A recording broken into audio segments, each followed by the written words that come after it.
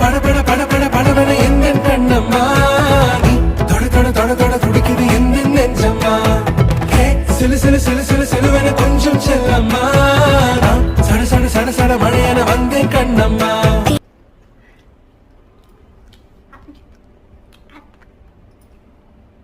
என்ன சாப்பிட்ற? French fries with veg burger. யார் செஞ்சது? நான் தான். எப்படி செஞ்ச?